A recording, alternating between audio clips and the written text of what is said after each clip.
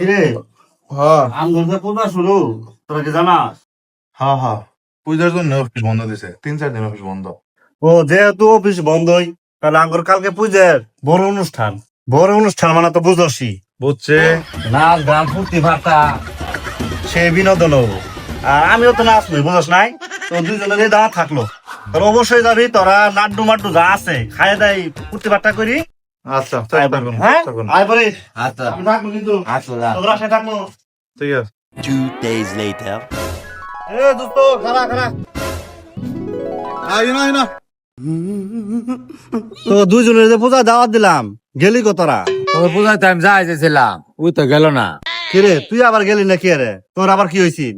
আর এটাই বন্ধু দোস্ত তুই এটা ভুল বুঝিস না, যাবার চাইছিলাম আমিও, ওই দিন দাওয়া দিয়ে কয়ে গেলি না ভাই যা হেরিয়া আমি একটা কিতাব খুলি দেখি, কিতাবের মধ্যে তোর দেখলাম এলে তোর প্রোগ্রাম পূজা টুজা দেখা এলে ভালা না, পূজার প্রোগ্রাম দেখা শিরক তো শিরক কি কাম কাইছ? শিরক আবার কি? তার মানে বন্ধুত্ব কি আঙ্গরে এখানে শেষ? আরে ভাই তুই এটা ভুল বুঝিস না, বন্ধুত্ব শেষ না, শিরক কি হইতাছে আল্লাহর সাথে কেউ ওরা সমকক্ষ ভাবে দাঁড় করানো, ওটাই হইলো শিরক। এখন পূজা ওর তো শিরক কি কাম কাজ চলে, আঙ্গর ধর্মে অনুযায়ী নিষেধ, যাওয়া যাবো না, বন্ধুত্ব তো আঙ্গর থাকবোই। আমরা